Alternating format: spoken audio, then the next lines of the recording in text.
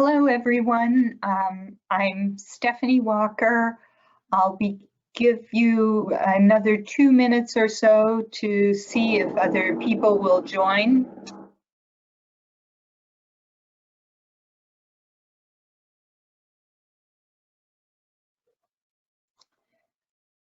Okay, hello, good afternoon, good morning, good evening for some.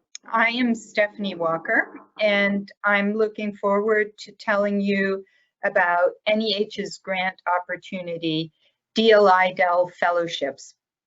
I am a senior program officer at the National Endowment for the Humanities, or NEH, and I serve as team leader for DLI-DEL Fellowships and have been involved with this program for about 5 years.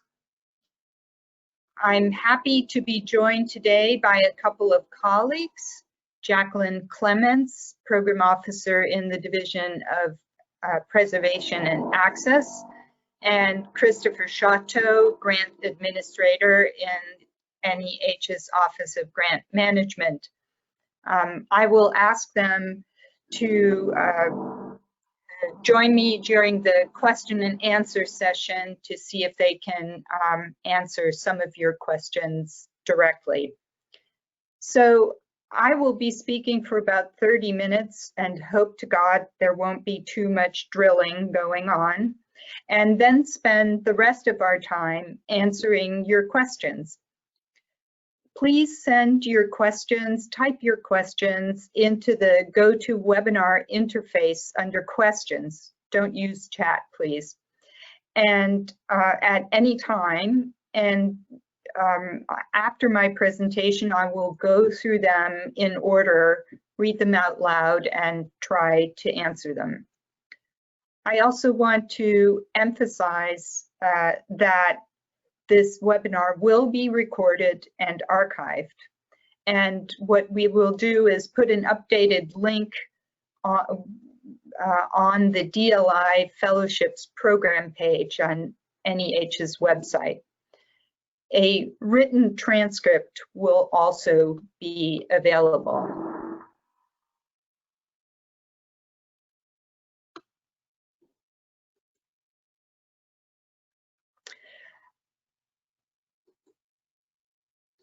Okay, let's get started.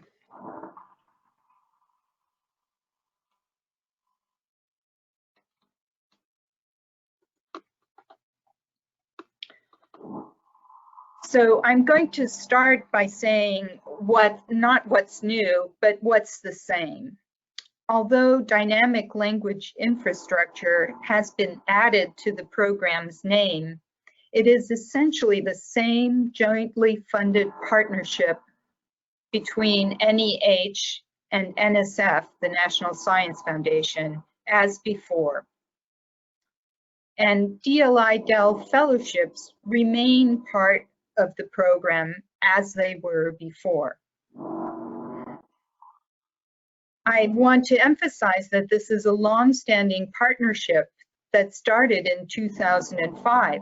15 years ago now, and grew out of the two agencies' shared concern for the looming extinction of thousands of languages across the globe, and in particular, threatened indigenous languages in the United States. Since fiscal year 2006, NEH has funded 98 fellowships in the DEL program. As before, these fellowships are offered for a period of 6 to 12 months at a monthly stipend rate of $5,000. Therefore, the minimum award is $30,000 for 6 months. The maximum award is $60,000 for 12 months.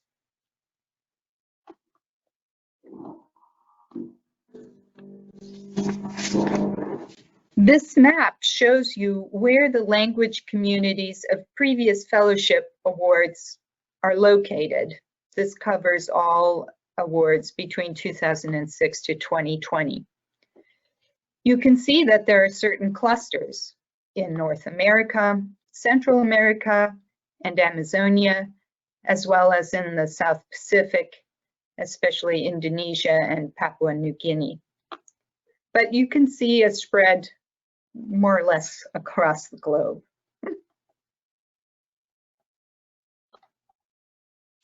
I also wanted to highlight two recent examples of DLI-DEL fellowships. Alex Jaker received his fellowship award in 2016. Originally from St. Paul, Minnesota, he is currently a postdoc at the University of Toronto, working on Dene Athabascan languages. His Professor Karen Rice, who has served as NSF Program Officer of the DLI-DEL program, is his mentor. Jaker's Yellowknife verb grammar, which he worked on with native speaker Emerence Cardinal, is in press now with the publication arm of the University of Alaska's Alaska Native Language Center.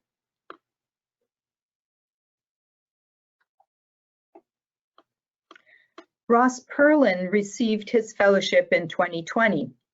He is the founder and co-director of the Endangered Language Alliance, a New York City-based nonprofit that works with immigrant and refugee speakers of endangered languages to document their language and provide resources for cultural revitalization and sustainability. His work under the fellowship, language documentation, collecting stories, recording dialogue, and his relationship with Seke speakers in a diaspora community in New York City were even featured in the New York Times in a January 2020 article.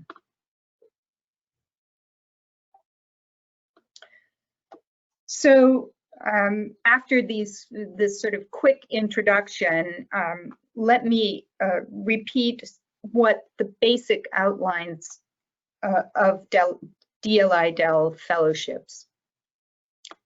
So they support the analysis and documentation of endangered languages worldwide. Individuals apply, not organizations. I'll say more about that in a bit.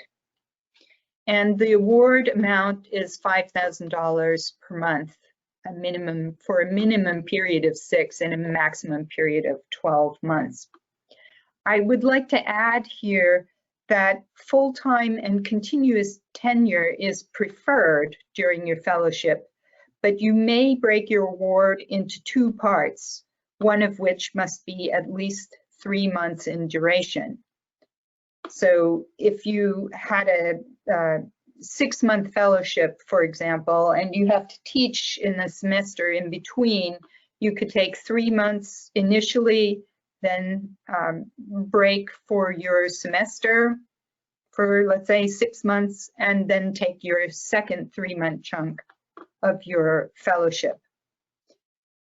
However, during the fellowship period, when you are actually on your fellowship, you must devote 100% of your time to your project and not take on other teaching or other professional obligations. The deadline for DLI-DEL fellowships this year is September 30th, but we will realign with the NSF deadline of September 15 in 2021.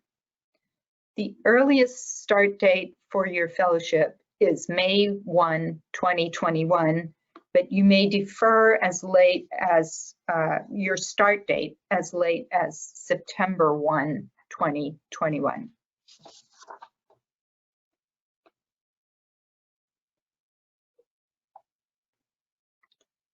So what's new? NEH will handle the intake and review process for DLI-DEL fellowships.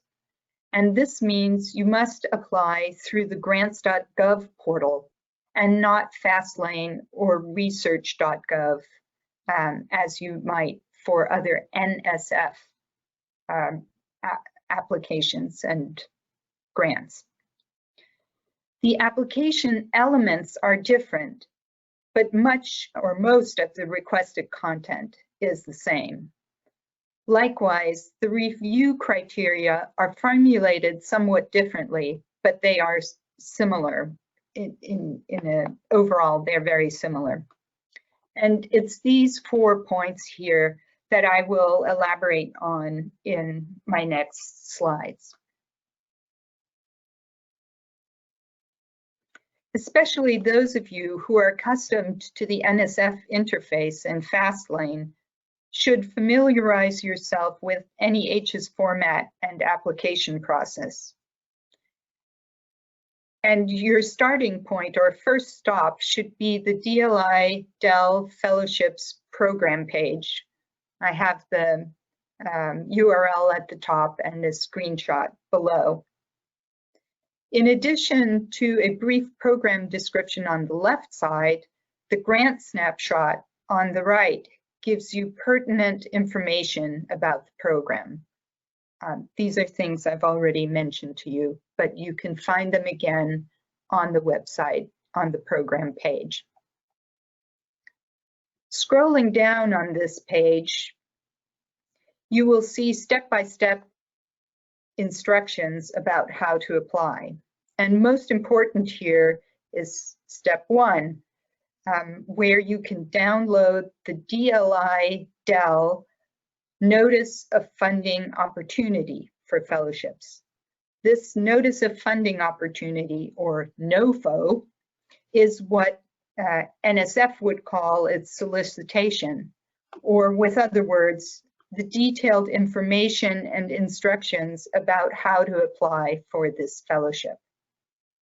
Download the PDF document, read it carefully, and keep it at hand as you assemble your application.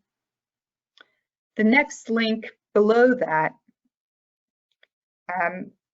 takes you to the application page on grants.gov. The so-called package tab on grants.gov takes you to the place where you can actually submit the application and related forms. The third link here pulls up a list of recent awards to give you a sense of the kinds of projects that have been funded previously, so that you can perhaps compare or match your project to projects that have already been funded.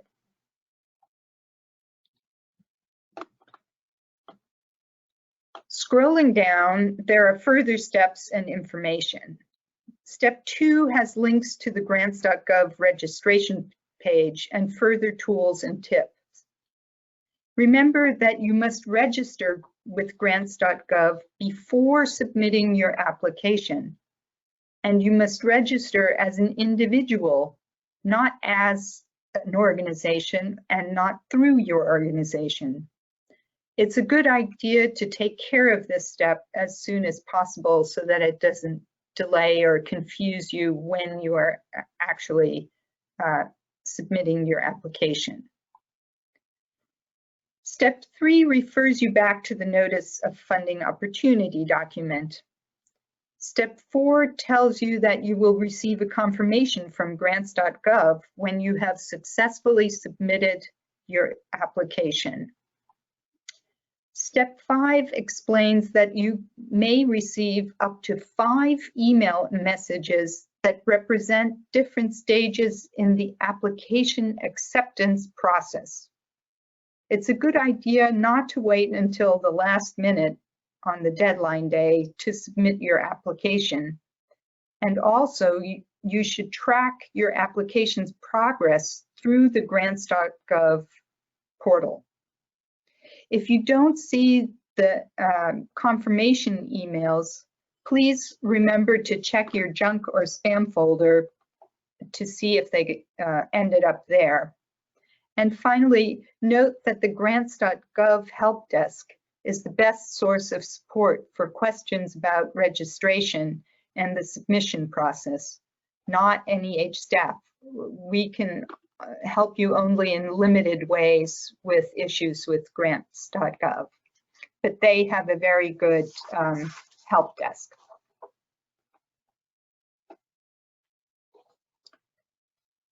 Here's a short list of typical products and activities of DLI-DEL fellowship holders.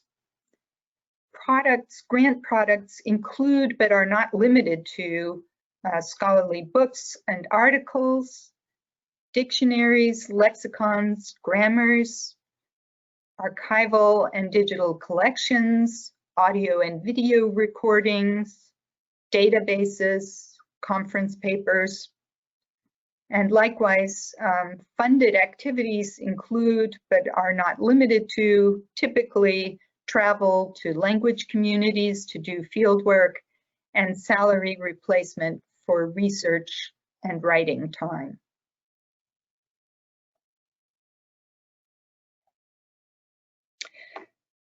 Here's a rather long list of what DLI fellowships do not fund, and I'll walk you through parts of this. Most of the restrictions are self-explanatory. Documentaries, podcasts, and exhibitions are funded through NEH's Public Programs Division, so not through this grant opportunity. Inventories and catalogs of collections are funded through NEH's Preservation and Access Division, and usually not through this funding opportunity. Research by students enrolled in a degree program, including research for doctoral dissertations and theses, are not funded here, and I'll elaborate on that in the next slide. The preparation or revision of educational materials, including but not limited to textbooks, curriculum development, the development of teaching methods or theories, and educational impact, language impact, or technical impact assessments, as well as the writing for children, guidebooks, how-to books, and self-help books are not funded with DLI-DEL fellowships. So you might be asking yourself how, for example, dictionaries or grammars fit into this. So while dictionaries, lexicon, grammars may aid subsequent or future language revitalization efforts, DLI-DEL fellowships do not fund such efforts directly. The column on the right contains restrictions that are consistent through all NEH programs. If you have any questions about these, let me know, but I'm not going to read them all out for you now individually here, but you're welcome to ask me any questions about them if you need to.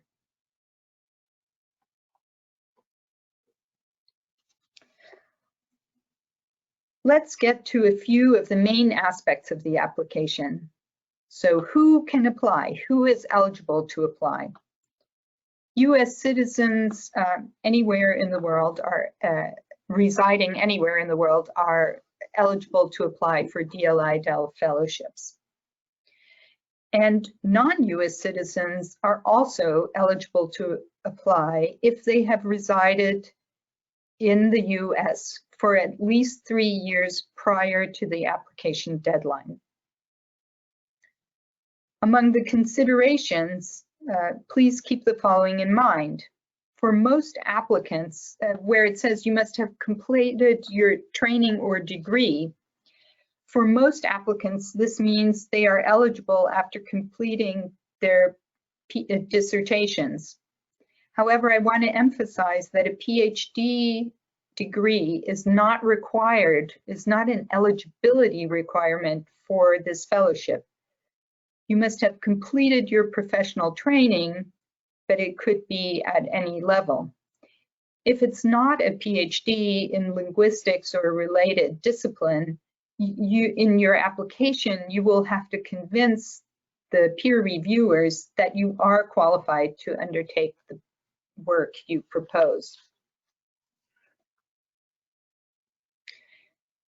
Organizations are not eligible to apply on behalf of scholars, so you do not need to be faculty at or even be affiliated with a university or organization. And I think if you look at past awardees in the two examples I've showed you,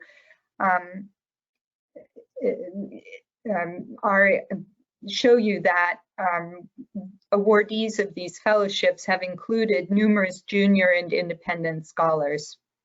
So that they are actually our typical applicants in this program. So what are these new application components, or what does the application for NEH look like? When you go to the grants.gov application package, it starts out with several forms that provide cover sheet information, a statement about where your work will be performed, and an attachments form for the other components that are listed below. The core of the application is made up of 5 required attachments. The narrative is the most important. This is where you describe your project and make the case for funding it. The narrative must be succinct and well organized. Keep in mind that it's just 3 pages long.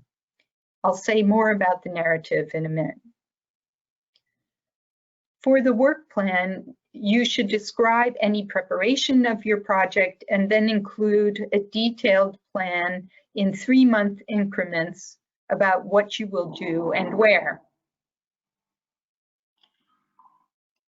Remember that you must devote 100% of your time to the project during the fellowship. If the entire project cannot be completed in a year, that's okay, but please provide a plan and timeline for completion beyond the fellowship. 3, bibliography. Since it is limited to a single page, include just the most pertinent works related to your project.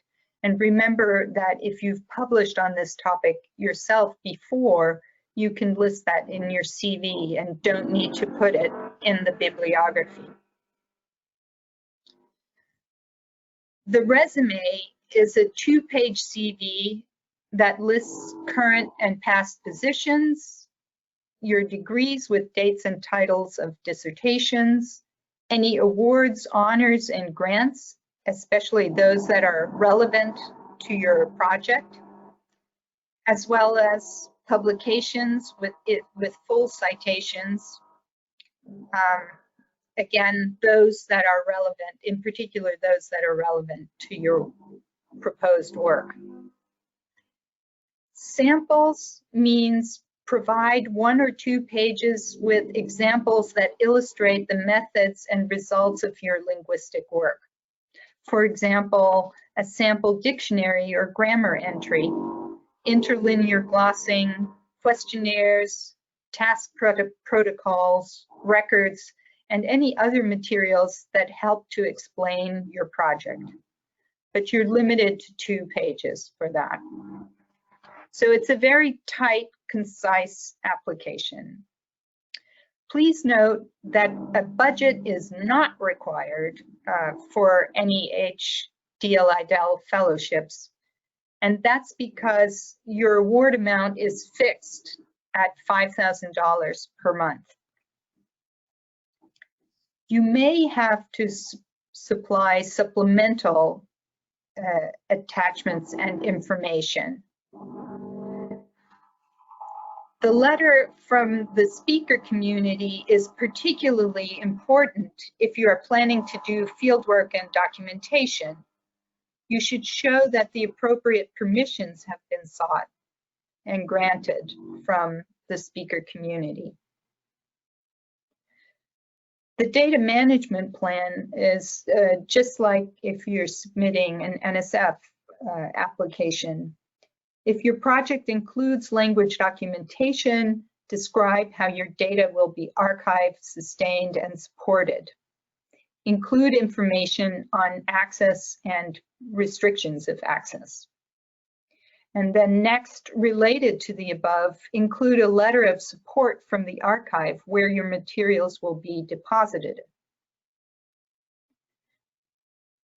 As mentioned earlier, if you have fulfilled all the requirements for your degree, but it has not yet been conferred, include a letter from your dean or department chair that confirms your status.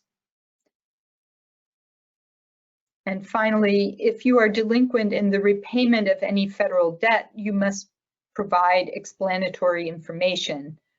Most commonly, such debt would include federal student loans, delinquent taxes, delinquent child support payments, or delinquent payroll taxes for employees.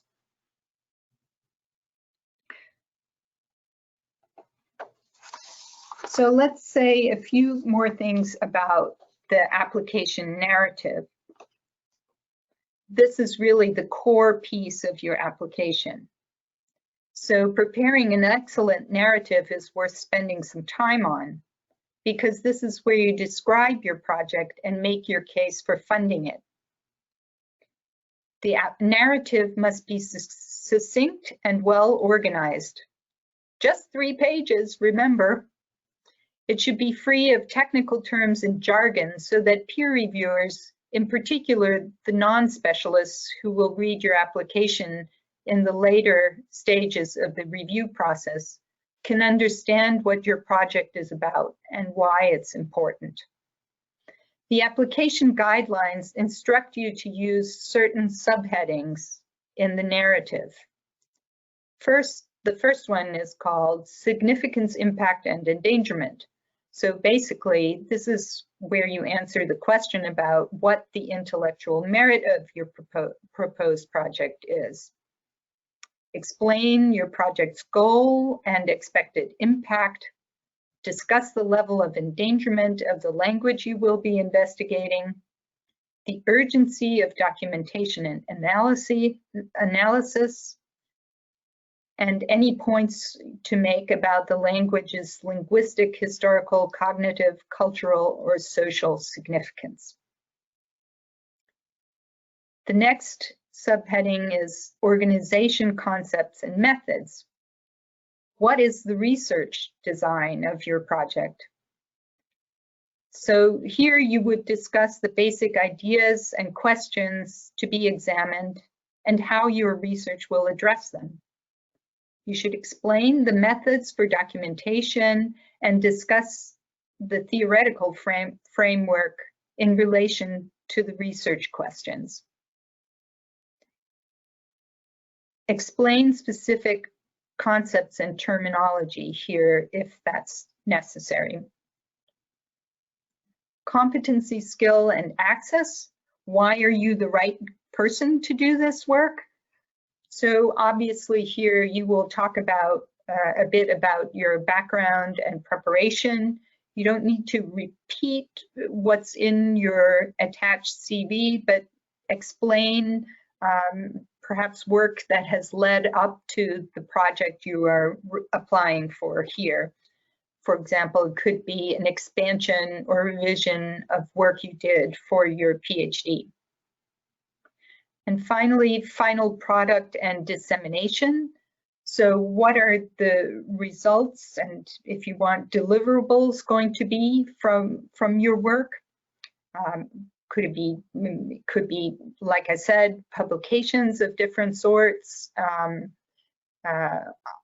archival documentation material that you are going to archive, a combination of these things.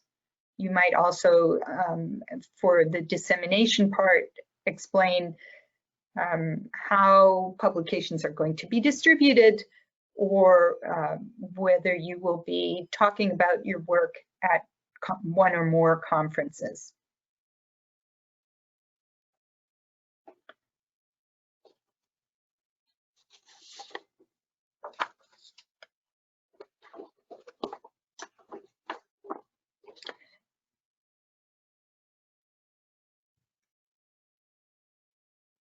These are here on this slide are the 5 criteria that peer reviewers will be asked to use for their evaluations of your application. So it makes sense to craft your application so that it covers each of these aspects fully and convincingly. The application guidelines in the NOFO, in the document with the detailed instructions, tell you which parts of the proposal are key to which criterion of the 5 that are listed here. But please note that the criteria can be relevant to more than one section of the application, and that taken together, the parts of the proposal should form a coherent whole. That is, narrative, bibliography, work plan, CV, and any of the appendices. So significance, the intellectual merit and broader impact of the proposed project, its value to linguistics and humanities scholarship, and the level of endangerment of the language to be studied. This, as you might imagine, is mainly addressed in the first part, in the significance part of your narrative, application narrative. The second criterion on methods and preparation, the quality of the conception and description of the project's research design, including the depth of collaboration with speaker communities. This is again key to your narrative section on methods, but also refers to your work samples, bibliography, and where included the speaker community support letter for information. 3 skills, that's the key to the narrative section on competencies and skills and your CV largely. The outcomes and dissemination, again, that matches up with the final product and dissemination part of the narrative, but also the data management plan and archive letter where applicable. And the work plan is directly key, as you might imagine, to the work plan attachment.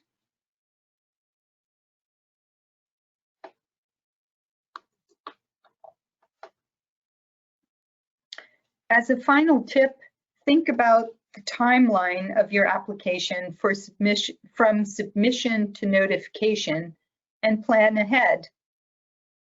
The process is quite long, about 7 months for a DLI-DEL fellowships application. So if your submission is by September 30th, a peer review panel will be convened by NEH and will meet late in the year. Then NEH staff prepares recommendations in early 2021, and NEH's Council on the National Council on the Humanities, kind of our advisory board, which meets 3 times a year, reviews the staff's funding recommendations in March. The chairman of the endowment, John Parrish-Peedy, makes the final funding decisions shortly thereafter, and notifications to applicants are sent out in late March or early April. And just as a reminder, your start date, you could start as early as May 1 with your award. So thank you very much for listening. I hope this quick overview has given you some useful information about the program and pointers about the application. As mentioned in the beginning, a recording of the webinar with the presentation images and a written transcript will be made available on our website. I'm going to switch over to questions to the Q&A session. and answer any questions. Let's see if I have a whole bunch here. Yes. And if I will read a question out loud, and then I will try to answer it. And if I need help from my colleagues, Jacqueline or Chris, I will ask them to speak up. And if I don't get to your particular question, I will try and follow up on it by email.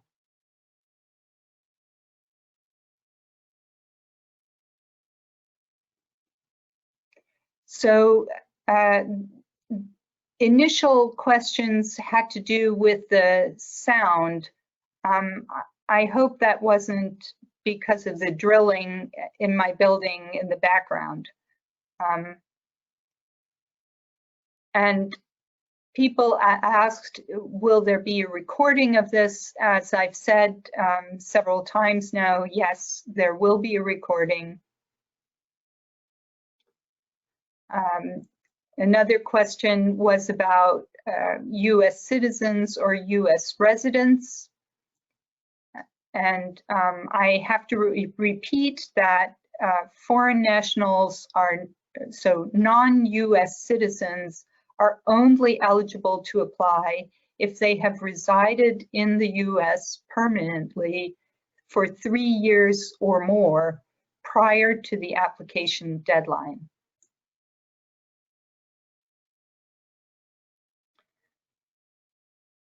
Another question says, educational materials are excluded from funding. What is the definition of educational materials, and does it include materials intended for audiences of educators, not students? For example, does a reference grammar written for an audience of educators count as a reference grammar or as educational materials? That's a tricky question. Really, the point is what I said earlier, that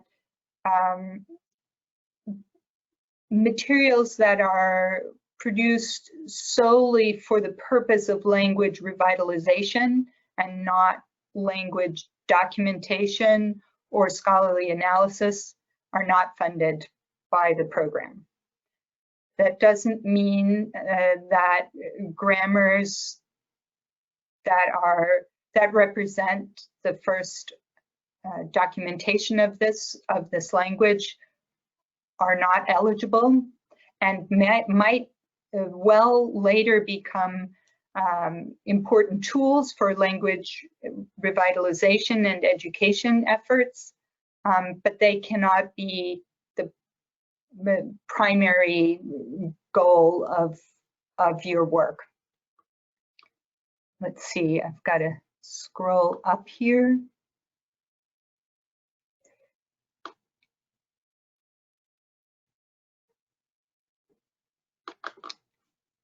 It says here, in order to apply, you must not be enrolled in any PhD program. Does that include programs outside of the United States? Yes, that's correct. If you are a US citizen who is enrolled in a PhD program, I don't know, in Europe or South America, you would not be eligible to apply until you have completed that program.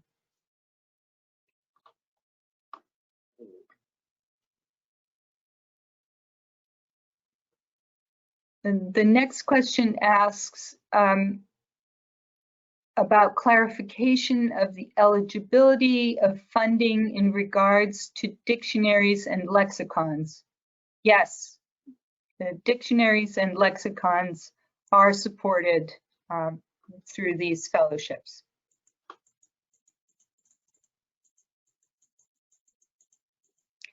How is a collaborative project where only one person is eligible to apply? Yeah, that is can also be tricky, especially if your collaborators are not US or US-based scholars.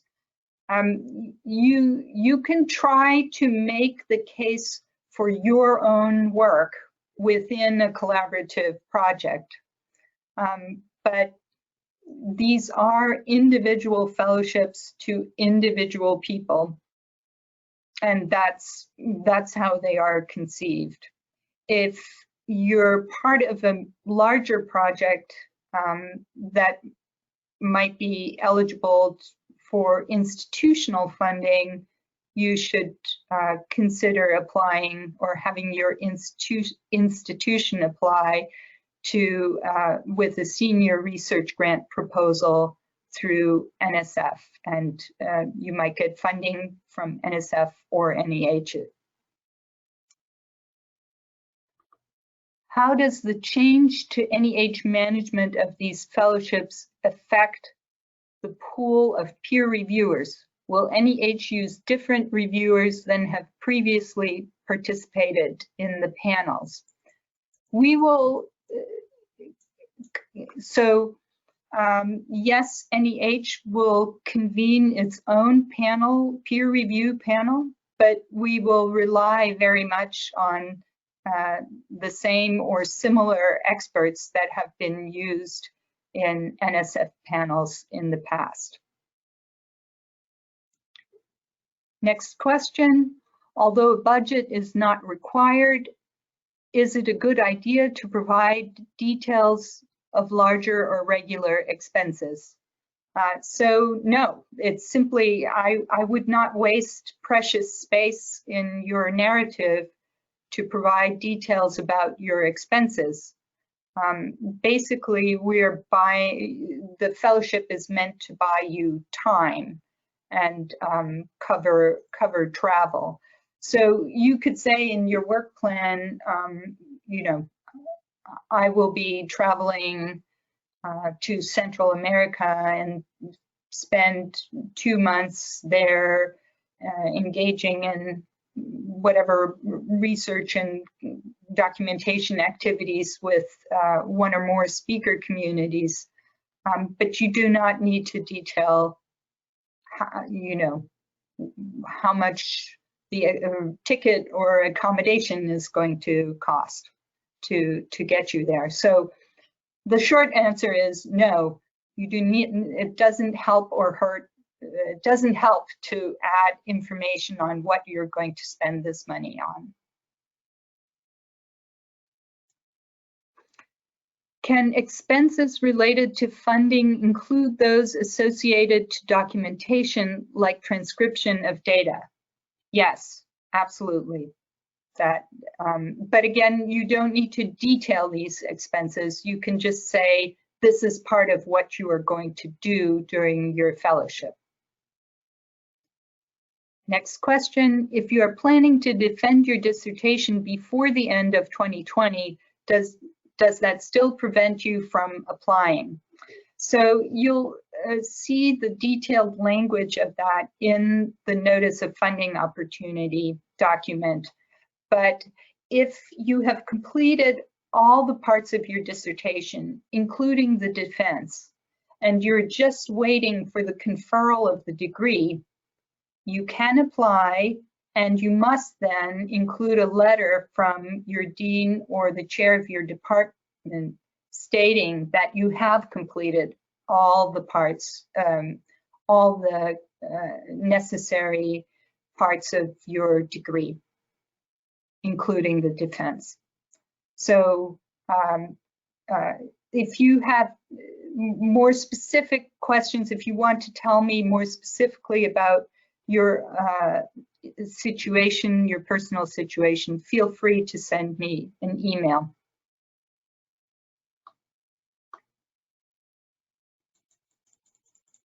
The next question says, under NSF management, DLI-DEL fellowships could be started up to 15 months after June 1 of the award year. You stated that the latest possible start date was September 1, 2021. Can you discuss the reason for this change?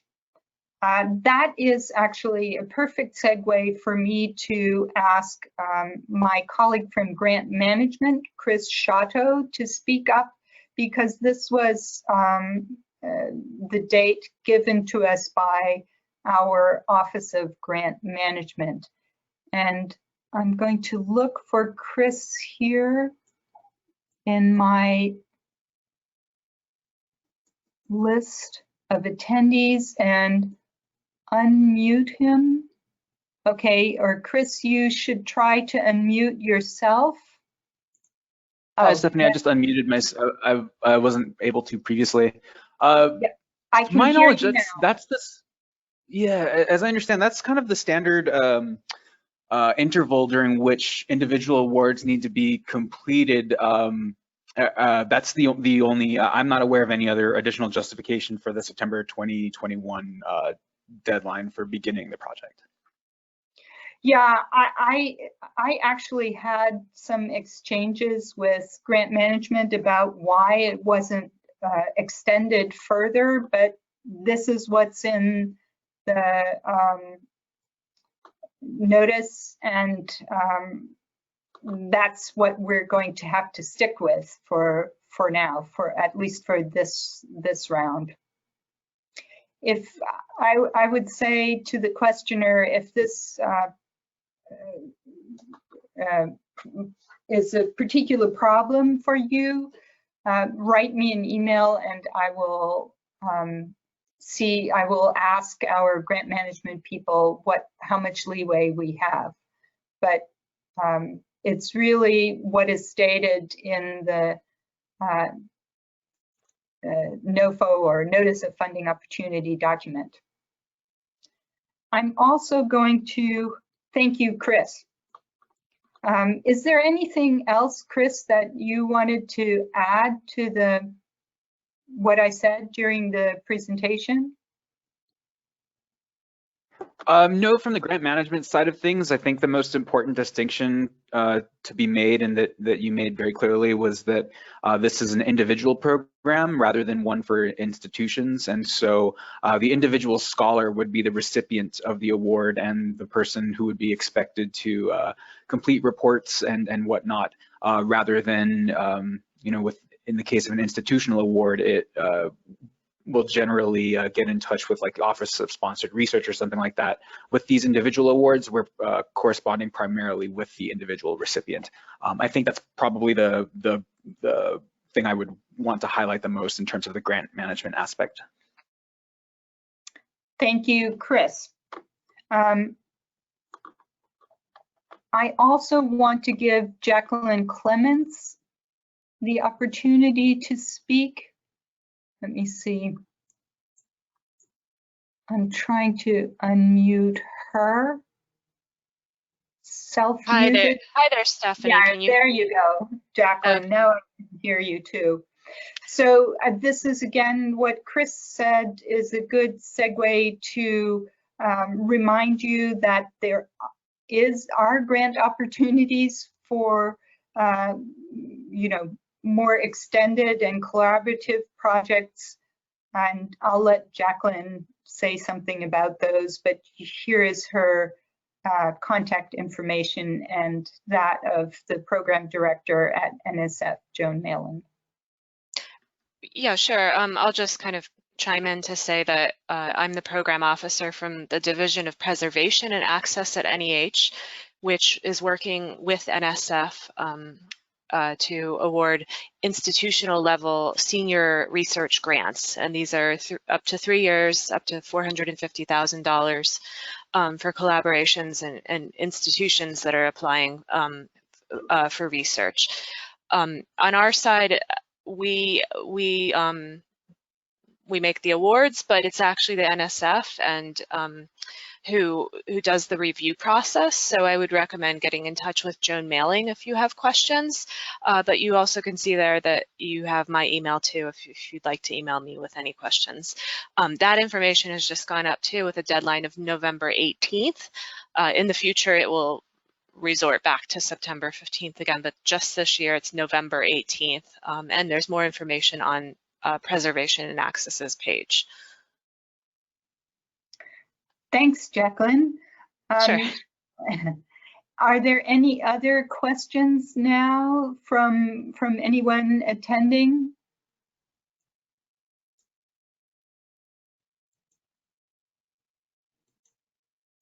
I don't see any. Oh, sorry. Yes, what is the frequency of this grant? So DLI-DEL fellowships are awarded on an annual basis. So typically with the deadline of September 15th. Whereas the senior research grants will be offered or have 2 deadlines per year. And if you go to the NSF program page, it'll give you the details about that as well.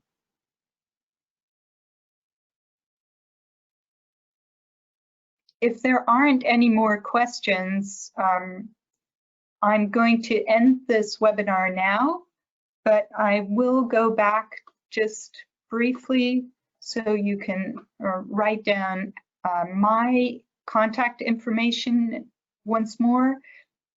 And please feel free to send any questions, and I hope we'll see your application in September.